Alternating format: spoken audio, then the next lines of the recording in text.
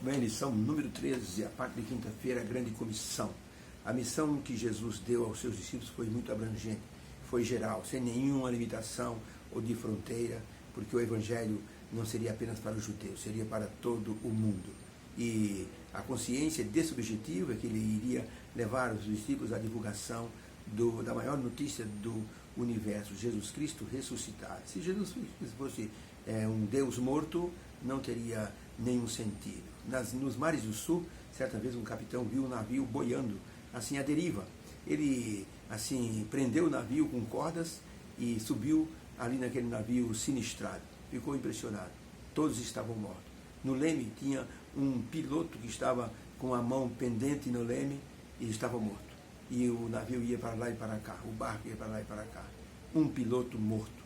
Já imaginou um piloto na direção da igreja, mas morto? Um Deus morto?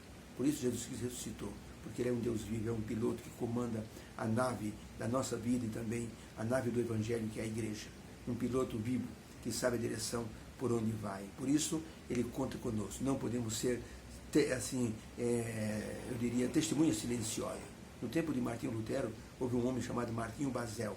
Foi preso por ser protestante, acusado de ser um herege, mas ele ficou 5 anos preso, ninguém assim teve nenhum tipo de prova contra ele. Aí soltaram. Depois de um ano e meio, um outro homem foi preso na mesma cela. Ele descobriu um tijolo solto, e nesse tijolo havia por trás dele um papelzinho onde Martinho Basel declarava sua fidelidade a Cristo. Ele era um homem fiel, mas era uma testemunha silenciosa. Poderia ser tão bom quanto Martinho Lutero, mas pelo fato de ter ficado silencioso, não valeu de nada tudo que ele conhecia e tudo que ele aceitou como verdade para o seu coração. A grande comissão foi uma ordem para que os discípulos fossem a todo mundo de maneira direta, sem rodeio. Não era mais apenas Jerusalém, Samaria, e era agora para todos os limites do mundo, ide por todo o mundo. Pergunta número 7, qual o significado real das palavras de Cristo na grande comissão? Marcos 16, verso 14, finalmente Jesus apareceu aos 12, e estando eles assentados à mesa, e lançou-lhes em rosto a sua incredulidade e a sua dureza do coração, por não haverem crido naqueles que o tinham visto ressuscitado. E disse-lhes Jesus, ide por todo mundo, pregai o Evangelho. Jesus chamou a atenção dele para a incredulidade, e em seguida Jesus disse, ide por todo mundo e pregai o Evangelho a toda criatura. Quem crer e for batizado será salvo, quem não crer será condenado. Esses sinais seguirão vocês por toda parte, e porque em meu nome vocês vão expulsar demônios, vão falar em novas línguas, pegarão em serpentes, se beberem alguma coisa mortífera, nenhum dano lhes fará. Vocês porão a mão sobre os enfermos e eles serão curados. E tendo eles partido, pregaram por todas as partes, cooperando com eles o Senhor e confirmando a palavra com os sinais que se seguiram. Amém.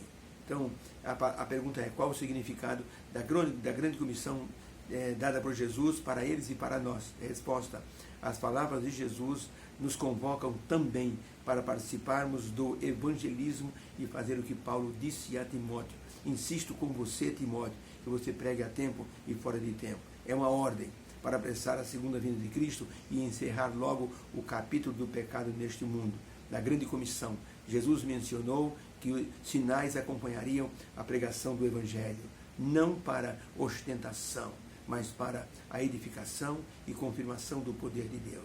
Não seria para que se servisse isso de espetáculo para as pessoas, mas simplesmente para transformar a vida de pessoas, mostrar o poder divino cooperando na obra do evangelismo. Dessa forma, o Senhor deu a seus discípulos a missão de pregar. Ele concluiu a sua obra nesta terra, deixando para os discípulos a obra de pregar o evangelho. Pessoas ganhando pessoas. Os anjos poderiam fazer esse trabalho, mas Jesus disse, não, tem que ser o ser humano. Eles têm que testemunhar daquilo que viram e ouviram e da transformação que aconteceu na vida deles. E Jesus deixou os 12 homens prontos para... deixou 11, depois escolheram mais um, ficaram 12. Os 12 homens para pregar o Evangelho. Um dia escreveu Gordon Scott um livro chamado O Poder das Orações.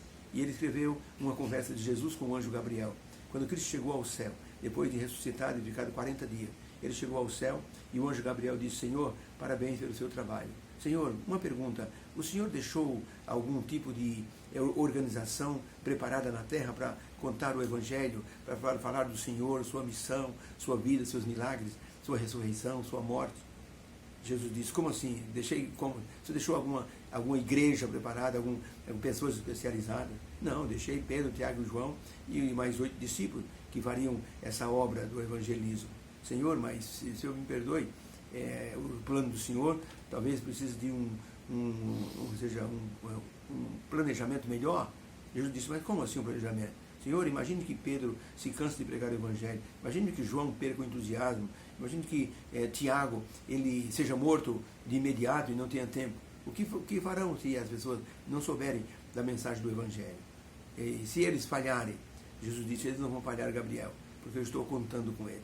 E realmente eles não falharam. O Espírito Santo os capacitou de uma forma tão grandiosa que eles pregaram de forma poderosa. E hoje Jesus conta conosco. Ele pode nos capacitar através do Espírito Santo. Vão por todo mundo. É a mensagem de Jesus. Põe a mensagem para ele e para nós também. Deus nos abençoe.